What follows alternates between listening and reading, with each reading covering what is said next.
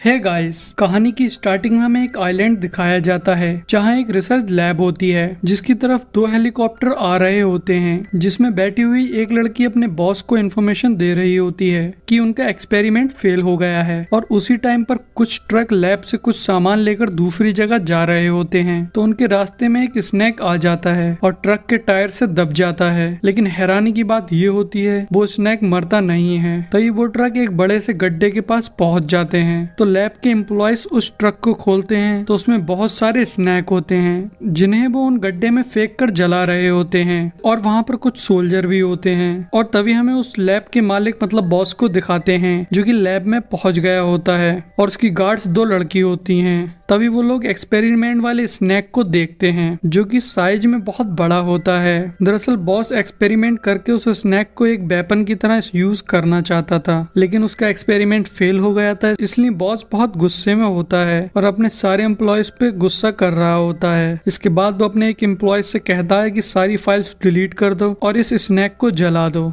तो वो employees cage के अंदर बहुत खतरनाक आग लगा देता है, लेकिन स्नैक जलता नहीं है और केज को तोड़ने की कोशिश करने लगता है और साथ ही साथ वो बहुत तेज स्क्रीम करता है जिससे लैब में जितने भी स्नैक होते हैं वो अपने केज से निकलकर वहां के लोगों को मारने लगते हैं। और उधर वो छोटे स्नैक जिन्हें उन लोगों ने गड्ढे में फेंक दिया था, जिन्हें वो जला रहे थे, वो स्नैक भी उस बड़े वाले स्नैक की स्क्रीम सुनकर सबके काटने लगते हैं। तभी हमें फिर से लैब दिखाते हैं जहाँ पर बॉस अपने गार्ड के साथ में भाग रहा होता है और उसके सोल्जर लैब के डॉक्टर्स एम्प्लॉयज को मार देते हैं और वहाँ रखी हर एक चीज को तबाह कर देते हैं। लेकिन तभी वहाँ पर एक बड़ा स्नैक आ जाता है और उन सोल्जर्स को मार देता है। और तभी हमें बॉस को दिखाते हैं जो कि अब हेलीकॉप्टर के पास पहुंच गया होता है और अपने गार्ड से कहता है स्नैक और इन सारी चीजों को खत्म कर दो, सारे सबूत मिटा दो। तभी बॉस हेलीकॉप्टर में बैठकर वहां से भाग जाता है और वो लड़की सबको मारने चली जाती है और उनके साथ में कुछ सोल्जर भी होते हैं। और तभी वो लोग जंगल में पहुंच जाते हैं तो उनके ऊपर वो छोटे छोटे स्नैक हमला करने लगते हैं और उन सोल्जर को मार देते हैं। तो वो दोनों लड़कियां भी वहां से भाग जाती हैं, लेकिन तभी उनके सामने एक बड़ा स्नैक आ जाता है जो कि एक लड़की पे हमला कर रहा होता है। तो दूसरी लड़की उसके ऊपर चढ़कर उसके चाकू मार देती है जिससे वो स्नैक वहां से भाग जाता है, लेकिन उस पहले वाली लड़की को छोटे वाले स्नैक्स ने मार दिया होता है। और तभी बड़ा वाला स्नैक फिर से आ जाता है और उस लड़की को पकड़कर मार देता है। और कुछ सोल्जर बोट के थ्रू भागने की कोशिश कर रहे होते हैं, लेकिन वो सबसे बड़ा वाला स्नैक उन्हें मार देता है। जिसके बाद हमें कुछ साल बाद का सीन दिखाते हैं जहां उस आइलैंड के करीब एक बहुत बड़ा शिप आता है जिसमें बहुत सारे लोग पार्टी कर रहे होते हैं। और उस शिप पे हमें एक यांग नाम का इंसान दिखाते हैं जिसकी कोई चुपके से फोटो खींच रहा होता है।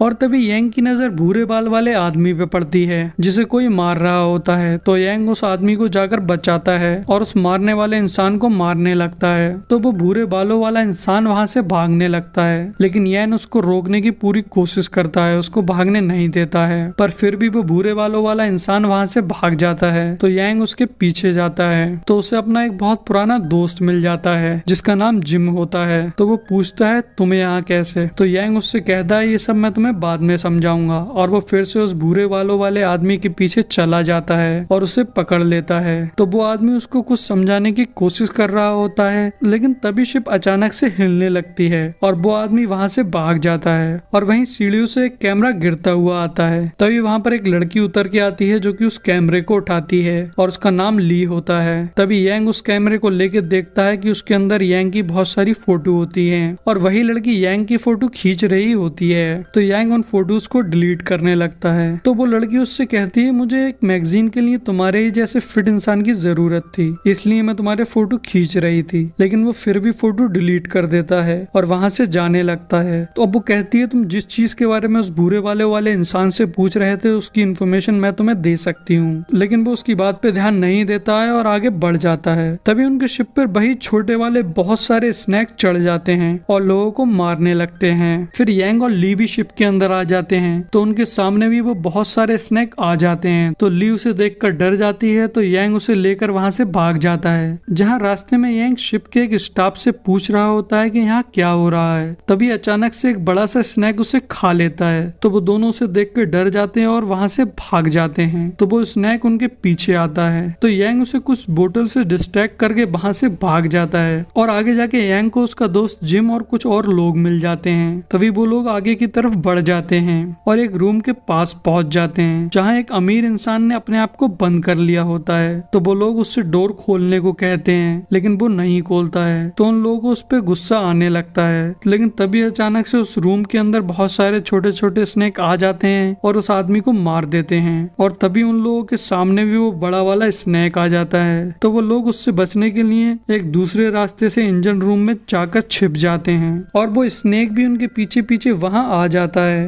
और वो लोग किसी भी तरह की आवाज नहीं करते हैं, इसलिए वो स्नेक वहां से जाने लगता है। और तभी उनमें से एक लड़की का फोन बच जाता है, जिसकी वजह से स्नेक वापस लौट आता है। लेकिन वो लोग दूसरी साइड से वहां से निकल जाते हैं और निकलकर एक फ्रीजर रूम में पहुंच जाते हैं और उसका डोर बंद कर देते हैं। तो स्नेक उस डोर को तोड़ने की कोशिश करता है, लेकिन वो डोर उससे नहीं टूटता है, तो इसलिए वो शांत हो जाता है। और तभी वो लोग देखते हैं कि उनके साथ के एक लड़के के स्नेक ने काट लिया होता है। तो वो लोग परेशान हो जाते हैं और ली उसके बैंडेजेस बांधती है।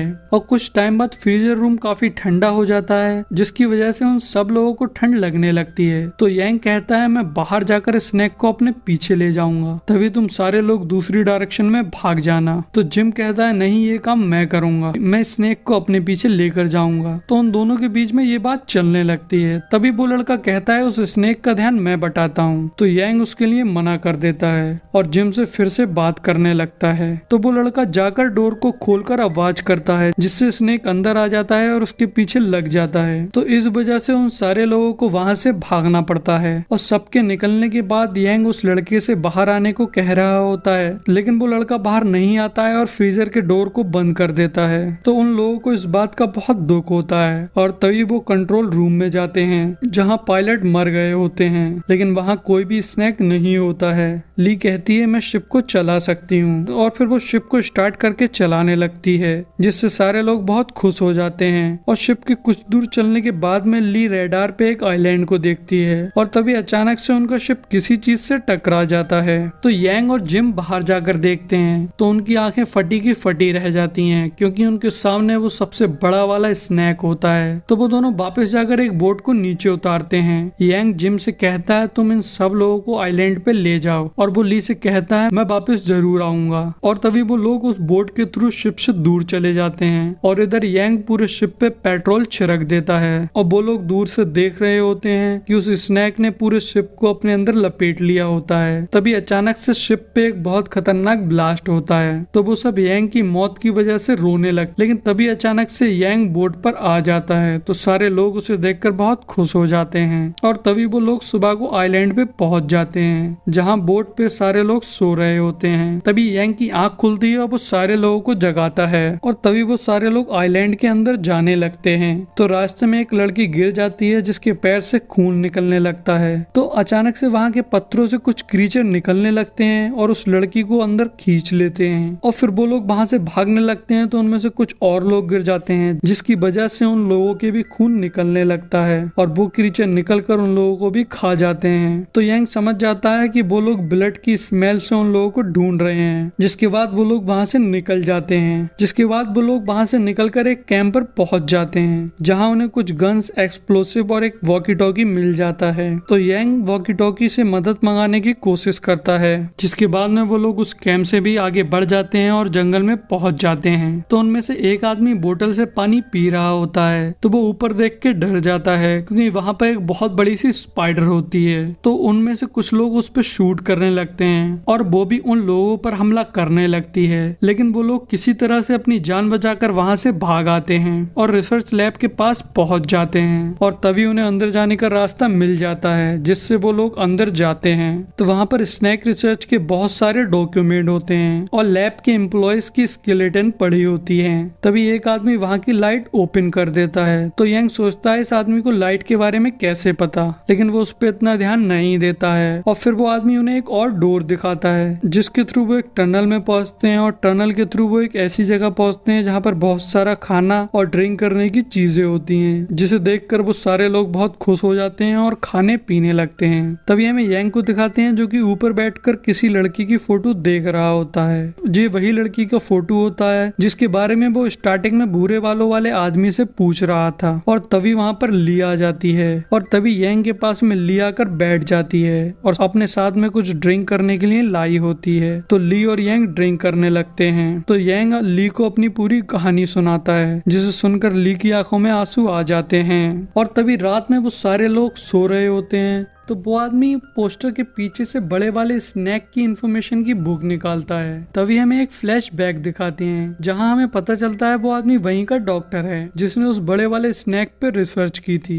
जिसमें वो बॉस से एक और मौका मांग रहा होता है लेकिन बॉस उसे अपनी असिस्टेंट से मरवा देता है। और तभी हमें यांग को दिखाते हैं जो कि जाग गया होता है और घूमते घूमते एक रूम में पहुंच जाता है जहाँ पर वो बड़ा वाला स्नैक होता है जो कि उसे देख लेता है और उस पर हमला करने लगता है। लेकिन यांग के पीछे पीछे वहाँ पर जिम भी आ गया होता है जो कि यांग को वहाँ से धक्का देकर उस रूम से निकल जाने को कहता है। तो यांग उस रूम के बाहर आ जाता है। तो यांग जिम के दुख में वहाँ बहुत रोने लगता है और तभी वहाँ पर ली आती है और वो दोनों सारे लोगों के पास जाते हैं। तो वहाँ पर रखे हुए वॉकी टॉकी में रिसर्च टीम की आवाज आ रही होती है जो कि उन्हें बताती है कि वो लोग सुबह तक उन्हें रेस्क्यू करने आ जाएंगे, जिस बात से वो सारे लोग गुस्सा होते हैं क्योंकि उन्हें वहाँ पर बहुत खतरा होता है। लेकिन यांग कहता है हम जाने से पहले उस स्नैक को मार देंगे, अपने सारे लोगों का बदला लेंगे। और फिर यांग उन लोगों को अपना एक प्लान बताता है। तो सारे लोग प्लान के हिसाब से काम करने लगते हैं जिसमें वो लोग लकड़ियों से एक ट्रैप बनाते हैं और इधर यांग जिम को अलविदा कह रहा होता है। तो वो डॉक्टर आकर यांग पे हमला कर देता है